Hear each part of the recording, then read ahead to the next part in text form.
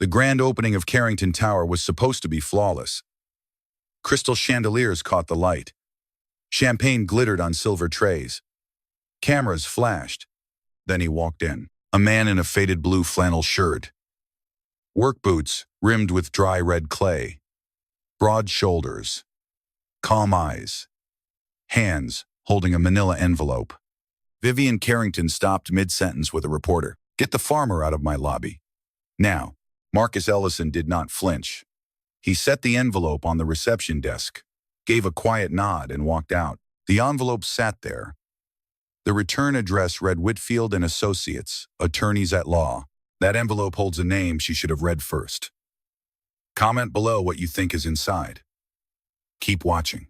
2 weeks before that lobby, the morning came soft over Ellison Farm. Mist clung low to the soybean fields. A rooster called from somewhere past the equipment shed. The light moved across the porch in a slow gold, the way it had moved across that porch for over a century. Marcus knelt at the edge of the tomato rows with his daughter beside him.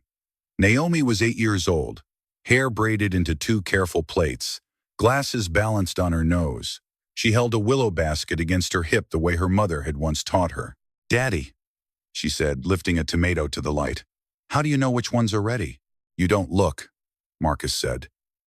"You feel. The skin tells you." Gentle squeeze. If it gives a little, like a deep breath, it's ready. She tried. She frowned. She tried again. Her face lit up. "This one wants to come home," she said. That's how Charlotte would say it. She had been reading Charlotte's Web all summer. Every meal turned into a discussion of barnyards and spider language. Marcus did not mind. He had read the same book to her mother once, when Karen was already too tired to hold it herself. Some mornings the resemblance was startling. Naomi tilted her head the way Karen used to when she was thinking. She held the basket the same way too. Marcus had stopped pointing it out a year ago. The girl deserved to be herself, not a small echo of someone she barely remembered. 40 miles north, in a glass office on the top floor of a brand new building, Vivian Carrington stood at the window and watched downtown Durham wake up beneath her. The door opened without a knock. Garrett Crown walked in with a folder under one arm and a smile that did not reach his eyes. "Second quarter numbers," he said, dropping the folder on her desk. "Down 8%. The board is starting to ask questions. They have been asking questions for a year. Your father would have handled this differently." He said it the way a knife is drawn from a drawer. Slowly, quietly. Then he walked out. Vivian stood at the window for a long time after he was gone. The new tower was almost ready for its ribbon cutting. 2 weeks, 14 days, to prove to the board, to the press, and to a long shadow named Harold, that she belonged in the chair her father had built. She did not yet know about the envelope. She did not yet know about the man. Back at the farm, Marcus walked down to the mailbox at the bottom of the drive. The metal door was warm from the sun. He pulled out 3 bills, a seed catalog, and a thick cream envelope. With a return address he recognized instantly. Whitfield and Associates. He did not open it on the road. He carried it up to the porch, sat down in the rocking chair Karen had once painted blue, and read it in the shade of the dogwood tree his wife had planted before she got sick. His shoulders set, the way a man's shoulders set, when something heavy has just been placed on them. But his voice was steady when Naomi called him for lunch. "Comin', baby," he said. He folded the letter once, slid it into his shirt pocket, and looked out across the field for a long moment. The wind moved the soybean leaves like water on a slow river. A red-tailed hawk turned in a high, silent circle above the equipment shed. Then he went inside. The next morning, Marcus drove into Durham. The pickup was a 10-year-old Ford. The dashboard cracked across the middle, the seats smelling like hay and clean cotton. He parked behind a small brick building on the corner of West Main.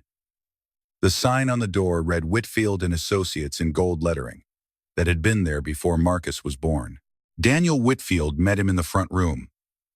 The older man wore a gray suit and round glasses, and a face that had been kind to 2 generations of the Ellison family. He led Marcus to the back office without speaking. The safe was already open. On the desk lay the documents.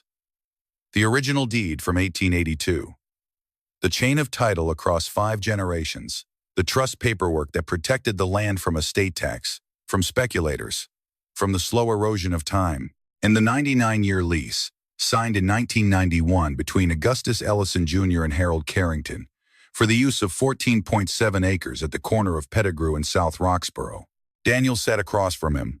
The hydrology report came back 2 weeks ago. They have been dumping construction slurry into the storm drain that feeds Pine Creek. The buffer along the east side, the 50-foot belt your father set aside, has been cleared. The first big rain washed everything downstream. The water in the creek now reads positive for hydrocarbons, lead, and 3 solvents I cannot pronounce. Marcus listened with his hands folded on his knees. How long have you known? 2 weeks. I sent for confirmation. It came in yesterday. Marcus took a breath. Does she know? I don't believe she does. Her father kept his side of this. I'm not so sure about the people around her. How do you want to handle it? You're the trustee, it's your call. I can have the lawsuit filed by Friday. But I think there's a better way, which is, walk in, hand it to her yourself. Give her the chance to be the daughter Harold believed she was. Marcus considered that for a long moment. The window behind Daniel framed the steeple of an old Methodist church. A pigeon landed on the sill and looked at them and flew away. All right, Marcus said. He drove from Daniel's office straight to Carrington Tower. He wore the same flannel he had worn to the farm that morning. The girl at the reception desk did not look up when he asked for Miss Carrington. She told him to leave a message. He told her he would prefer to wait. She told him security would escort him out. He left. He went home. He cooked supper for Naomi. He read her 2 chapters of Charlotte's Web. He kissed her forehead and turned off the lamp. Then he sat at the kitchen table and thought. He thought about the press release for the ribbon cutting. He thought about cameras. He thought about how a building lobby full of reporters was the one place in the city where private security would not put a hand on a man. He thought like the Cornell graduate he was, not the farmer the world wanted him to be. On the morning of the grand opening, he walked into the lobby with the envelope in his hand. After the doors closed behind him, after his truck had pulled away from the curb, Vivian opened the envelope at her desk. Her face changed once. Just once. She picked up the phone and called Garrett. He sounded surprised. He sounded concerned. He promised to look into it. When he walked out of her office, the security camera mounted above her bookshelf caught the small smile he had not bothered to hide. She did not sleep that night. By 6 in the morning, she was at the Durham County Hall of Records. The only customer at the counter, a styrofoam cup of bad coffee on the table beside her. By 9, she had filled half a yellow legal pad. The name appeared on hundreds of pages going back to the 1880s. Ellison Family Trust. Ellison Estate. Ellison Augustus. Freeholder. Ellison Augustus Jr. Trustee. Ellison Marcus, successor trustee. Recorded in 2023. She drove out of the city in her grandmother's old Mercedes because she did not want a company car at his gate. Pavement turned to gravel. Gravel turned to dirt. The road curved through a corridor of old white oaks that had been there since before the trust existed. She rolled down her window. She had not done that since college. The air smelled like cut hay and warm earth. She came around the bend and saw the house. It was not what she expected. White clapboard. Green shutters. A wide porch that wrapped around 3 sides.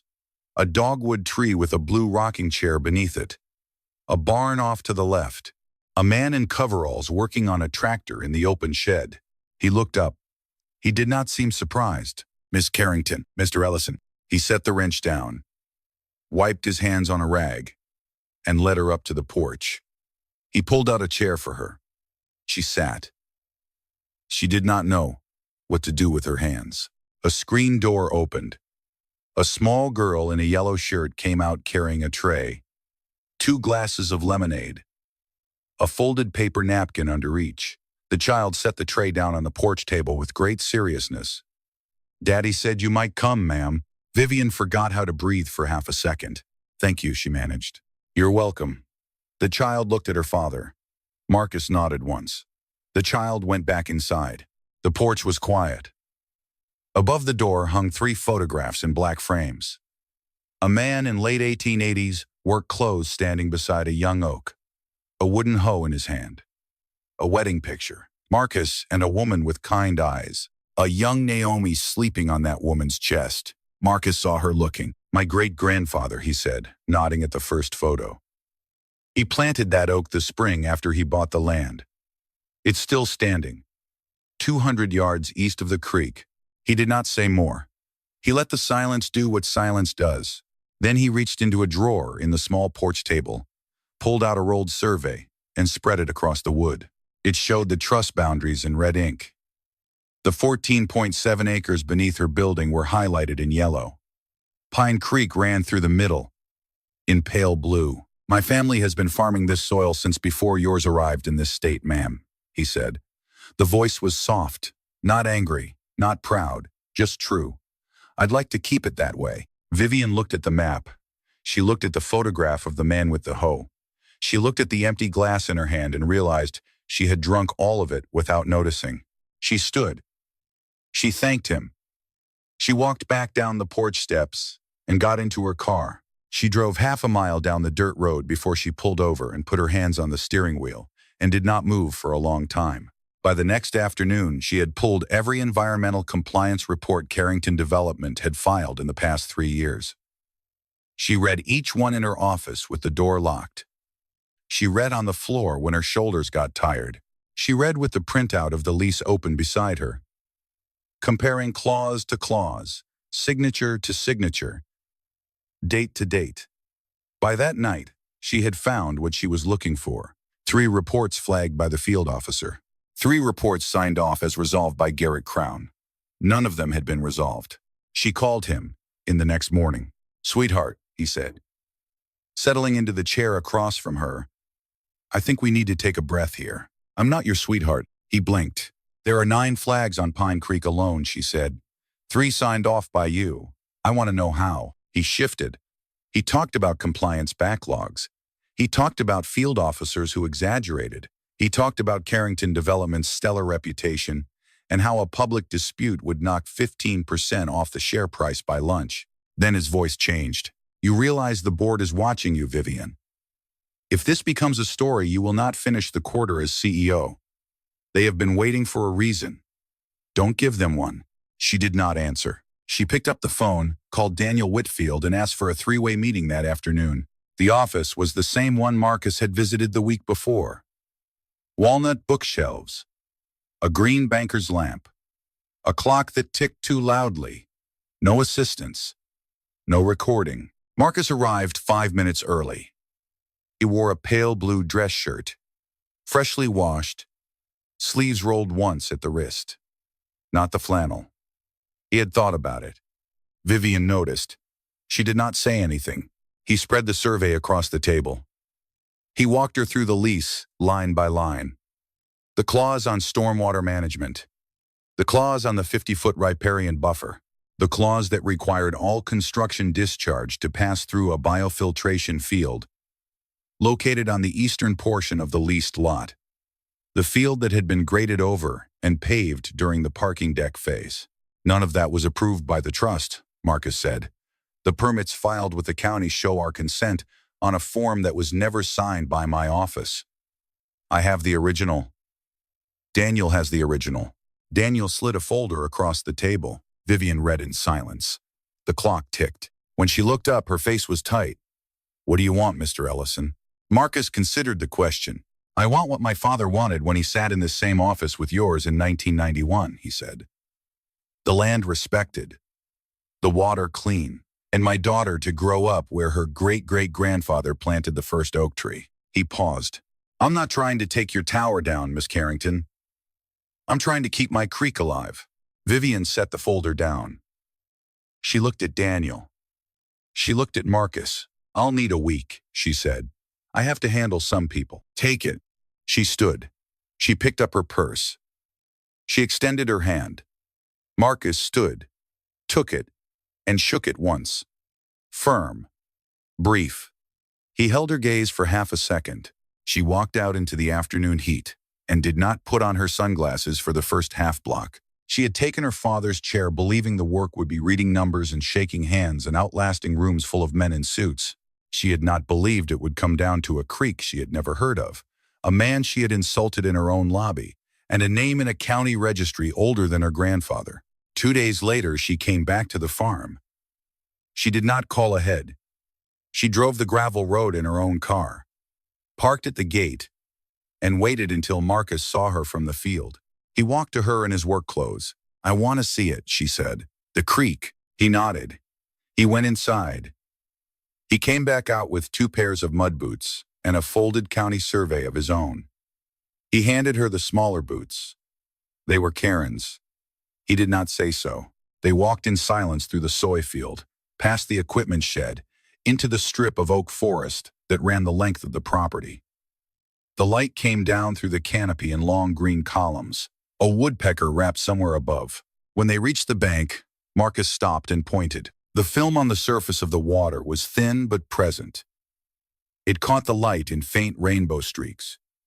Along the edge, the leaves had turned a sick yellow that did not match the season. "There used to be brook trout in this water," he said. "When I was a boy, my grandfather taught me to read the riffles. How long since they have been gone? They started disappearing the year your father started building. They have not been back." She did not answer. She crouched beside the water and touched the surface with one finger. The film clung to her skin. She wiped it on a leaf. "How did your great-grandfather buy this land?" she asked. He told her. He did not soften it. He told her about a freedman with $200 in gold, saved over 20 years of carpentry work. He told her about white landowners who refused to sell to a black man. He told her about a Quaker schoolteacher named Hiram Boone, who agreed to be the legal buyer of record so that Augustus could sign the deed 2 months later behind closed doors. He told her about the night the family slept on the property for the first time, all 7 of them, because they did not yet have a roof. She listened without interrupting. When they walked back to the car, she did not start the engine right away. She sat with the door open and the keys in her hand for a full minute before she finally drove. 40 miles north of Durham, in a strip mall coffee shop off Interstate 85, Garrett Crown sat across from Edward Sloan, a senior member of the Durham County Board of Commissioners. They talked quietly for half an hour. Sloan asked for clarification twice. Garrett answered both times. A folder changed hands. The plan was simple. File an emergency rezoning petition. Reclassify the Ellison parcel as a public development priority zone. Use the new classification to render the 99-year lease void on grounds of overriding municipal interest. 2 days, that was all they would need. That night, back at the farm, Marcus walked his fence line as he always did at dusk. He paused at the equipment shed. Something caught his eye on the inside wall. Just above the workbench, a small black plastic disc the size of a quarter, a pinhole at the center. He pulled it down. He turned it over. The serial number on the back was familiar. He had seen it once in a procurement report Daniel had sent him after a corporate espionage seminar last fall, Carrington Development Security Inventory. He slipped it into his shirt pocket and walked into the house.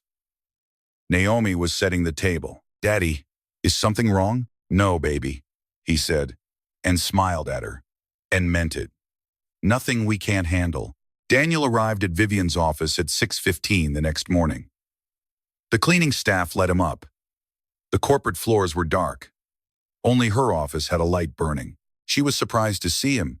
She was not surprised by the envelope. He laid it on her desk.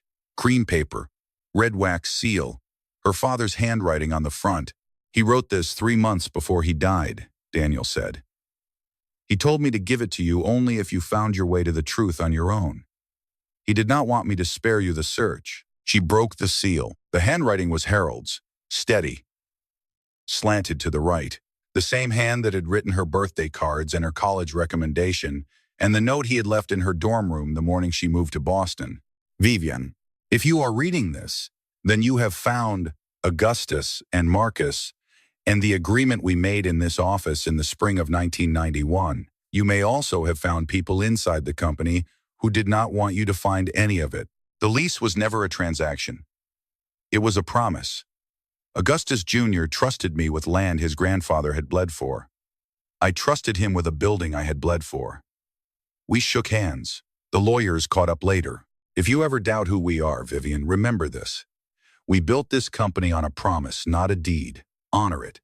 Your father. She read it twice. She did not cry.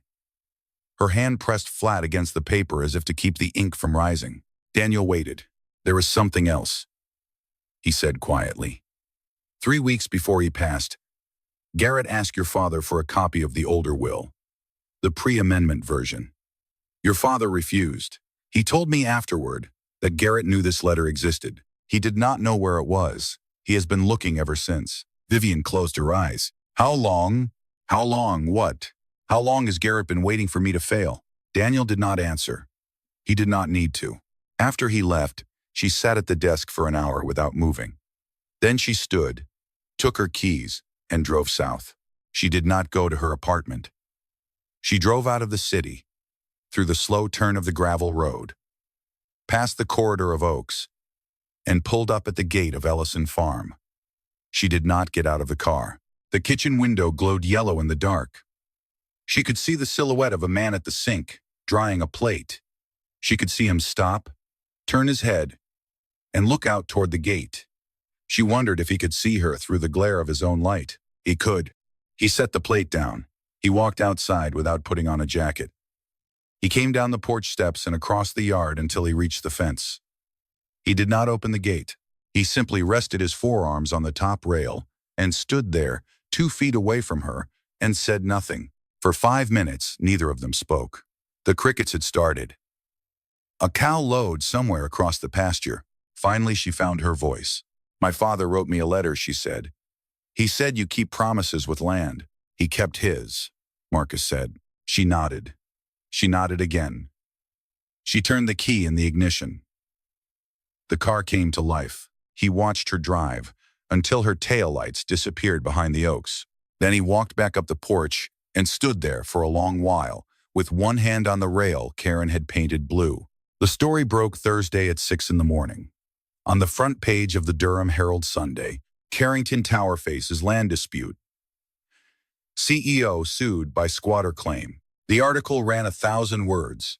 It claimed that an unnamed source within Carrington Development had revealed an attempted shakedown by a local farmer, impersonating a long-extinct family trust. It included a photograph of Marcus taken at long range. Blurry, looking dark and stern in the doorway of his own barn. The caption read, Marcus Ellison, alleged claimant. By 7, Vivian's phone had rung 62 times. By 8, she was in the boardroom. 11 directors had logged on by video. Garrett was already seated, suit pressed, smile arranged. We need to issue a statement by noon, he said. Distance the company from any pending litigation.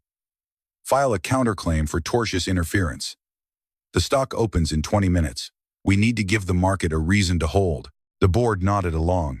One of them, an old friend of her father's named Margaret Penniman. What does Vivian say? Margaret asked. 11 faces turned to the head of the table. Vivian looked down at the cream envelope she had laid in front of her. She looked up. I need until tomorrow morning, she said. Vivian, got it, begun. Tomorrow morning, Garrett, not before. The meeting ended without consensus. She did not go back to her office. She drove to Whitfield and Associates and spent 3 hours behind a closed door. Then she drove to the home of a retired man named James Sloan, father of Commissioner Edward Sloan, and spent 2 hours on his back porch over iced tea. James Sloan had been her father's first business partner. He had not spoken to his son in 18 months. By the time she returned to the tower, it was past 10 at night. She passed her father's portrait in the lobby and stopped for the first time in 18 months to actually look at it. She did not go home. At 2:30 in the morning, her assistant, the only person in the building besides the night cleaner, helped her print 100 copies of 3 documents. A copy of the 1991 lease, a scan of Harold's letter, the full hydrology report. At 10 the next morning, the press room on the ground floor of Carrington Tower was full. 40 journalists, 3 local news cameras, 1 affiliate from Charlotte. Garrett was not on the stage. He had not been invited. Vivian walked to the lectern in a charcoal suit with no jewelry. She set the 3 documents down beside the microphone. She began without notes. My name is Vivian Carrington. I am the Chief Executive Officer of Carrington Development Group. I am here to correct a story that was published yesterday morning. Most of it is false. The parts that are true reflect poorly on this company, and I am responsible for them. She paused. She spoke for 11 minutes. She named Augustus Ellison. She named Augustus Jr. She named her father. She read 3 lines from his letter aloud, and her voice did not break. She announced that Carrington Development would commit $4 million to restoring Pine Creek and constructing a permanent biofiltration field at the eastern edge of the leased parcel. She announced the termination of Garrett Crown for cause. The room went very quiet. Garrett, who had walked in at minute 6 and stood at the back, finally spoke. You don't have grounds. You'll be sued out of that chair by lunch. Daniel Whitfield stepped forward from beside the door and handed Vivian a manila folder. She handed it to the press secretary, who began distributing copies. Inside were the emails. Garrett to Commissioner Sloan. The rezoning plan. The line items for a private investigator's invoice, including the date of the break-in at the Ellison Equipment shed. Garrett looked at the folder being handed around the room. He turned and walked out without a word.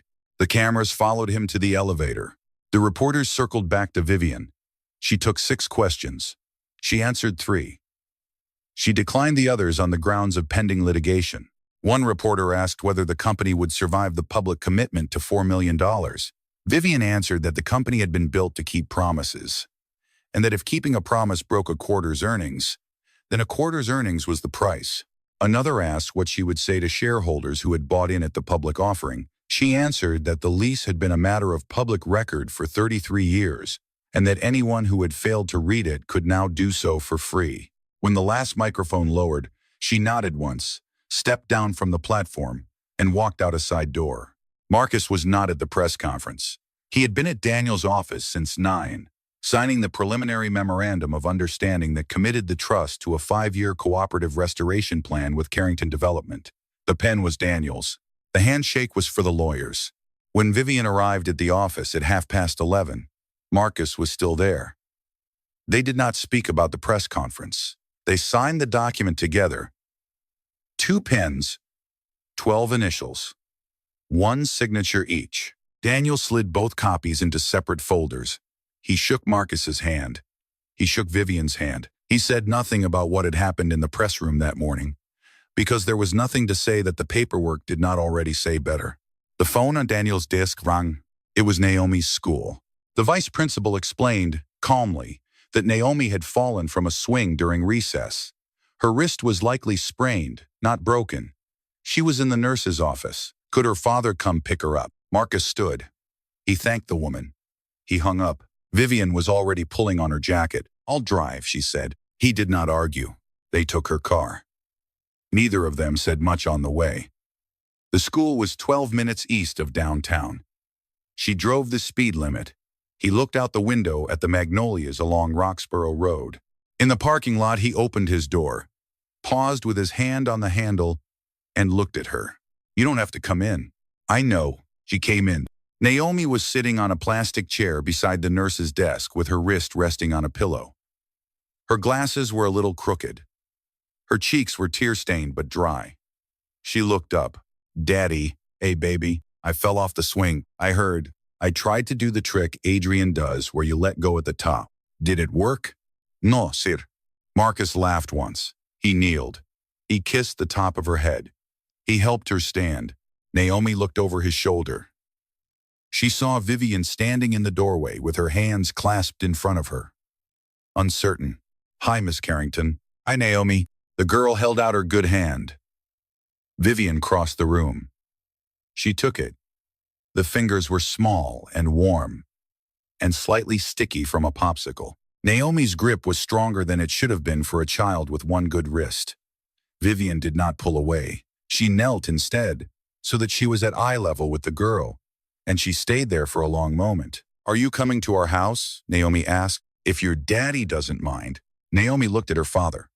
Marcus did not say anything for a moment. Then he nodded. That's fine, baby. Let's go home. They walked out together. Vivian carried Naomi's backpack. Marcus carried Naomi. The afternoon sun lay long across the parking lot, and a single mockingbird sang from the top of the school's flagpole, and none of them said anything else until they reached the car. Naomi was asleep by 8, her wrist bandaged loosely, a stuffed otter tucked under her good arm. Marcus closed the bedroom door without a sound and stood for a moment in the hallway, listening for the soft, even breath he had been listening for every night for 8 years. Vivian was on the porch. He brought out 2 mugs of black coffee and set them on the small table between the rocking chairs. The crickets were thick in the field. The porch light was on, soft yellow, the kind of light bugs gather around in late summer. He sat, she sat. The wood of the chair creaked in the way old wood creaks. They did not speak for several minutes. She broke it first. I was cruel to you in that lobby. I am sorry. He turned the mug in his hands. He looked out at the dark field. You were tired and afraid. I knew that. It still hurt. But I knew. She did not try to defend herself. She did not cry. She nodded. The wind moved in the dogwood tree. My wife planted that tree, he said after a while. He did not point. She did not ask which one. Karen. She was a 3rd-grade teacher at Eastway Elementary. She knew every kid in this district for 12 years. Naomi's class has her old teaching assistant now. The children still call her Miss Karen sometimes by accident. He smiled. The smile was small and not entirely sad. She planted that dogwood this spring before she got sick. Said she wanted Naomi to have something flowering by the porch every April. She was gone by Thanksgiving.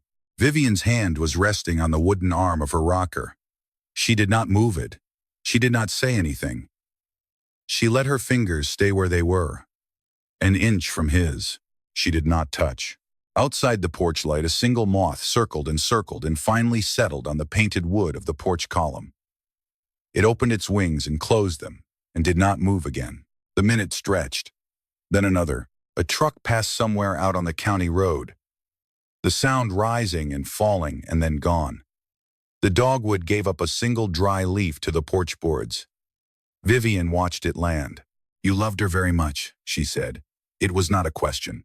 I did, Marcus said. I still do. That's not the kind of thing that ends. I know. She did not say more. She did not need to. The night air was cooling. Somewhere out past the barn, an owl called once and did not call again. Marcus took a slow breath. He set his mug down on the table between them and did not pick it up again. Finally, Marcus stood. He gathered both mugs, the one she had emptied, and the one he had not finished. He held the screen door open for her. Drive safe, he said. She looked at him in the porch light. Good night, Marcus. It was the first time she had used his name out loud. He heard it. He did not say anything else. He watched her walk down the steps, get into her car, and drive off down the dirt road. He stood on the porch for a long time after the taillights were gone. His hand on the painted rail Karen had finished one summer evening before the first chemotherapy appointment. The crickets kept on as if nothing in the world had changed. But something had. 4 months later, it was mid-November, and the Durham hardwoods had turned the color of old fire. In the lobby of Carrington Tower, a small bronze plaque had been mounted near the elevator bank. It read, "Built on land entrusted by the Ellison family. Stewardship. A promise across generations." Most people walked past it without looking. A few stopped. One of them was an old woman who had grown up on a parcel 3 miles south. She read it twice and put her hand on the brass and stood there for a long minute before she went up to her son's office. The Ellison Carrington Heritage Land Fund had been announced in October. $4 million in legal aid and bridge financing for black landowners in North Carolina, at risk of losing inherited acreage to delinquent taxes, predatory developers, and heirs' property complications. Daniel Whitfield served as the founding legal counsel. The first 3 families were already through the door. Garrett Crown had been indicted on 6 counts including environmental fraud, conspiracy to commit bribery, and 1 count of breaking and entering related to the equipment shed at Ellison Farm. His trial was scheduled for the spring. He had hired a Charlotte firm at considerable cost. On a Saturday morning, in the middle of November, The sky was the color of clean steel. The air smelled of wood smoke and damp leaves. Marcus knelt at the edge of Pine Creek with Naomi beside him. The creek had cleared. 2 weeks earlier, a state biologist had found a single brook trout in the upstream pool. He had taken a photograph and sent it to Marcus by text message. Marcus had printed the photograph and put it on the refrigerator next to one of Naomi's crayon drawings. They were planting an oak. It was a young white oak, 2 years old, 4 feet tall. Root ball wrapped in burlap. Naomi had picked it out at the nursery the week before. She had named the tree Augustus. Like great-grandpa, she had said. Like great-great-great-grandpa. Marcus had corrected. 3 greats. She held the trowel with great care now, her bandaged wrist long since healed, her glasses sliding slightly down her nose. She patted the soil into place around the small trunk. Tires sounded on the gravel. A car door opened and closed. Vivian walked down the path through the field. She wore jeans and a borrowed flannel shirt 1 size too large, the sleeves rolled to the elbow. She carried a second trowel. She did not announce herself. She knelt beside Naomi. "Where do you want me?" she asked. "Here," Naomi said, pointing to the south side of the root ball. "It needs more dirt on this side." Vivian dug. She pecked. She brushed her hair out of her eyes with the back of one earth-streaked wrist. Marcus stood a few steps back, leaning on the handle of his own shovel. He did not say anything. He watched. When they were done, Naomi put her hand on the trunk of the new tree and looked up. "Daddy, will this one grow as big as great-grandpa's?" Marcus crouched beside her. "If we keep our promises to it, baby." Just like he did. Vivian rose from her knees. She brushed the dirt from her palms. She looked up. For about 1 second, her eyes met his. Neither of them looked away. Neither of them spoke. Then she bent down and helped Naomi tamp the last ring of soil. Neither of them had been looking for what they found. But the oak would grow anyway, as it always had, as it always would, in the soil his family had kept.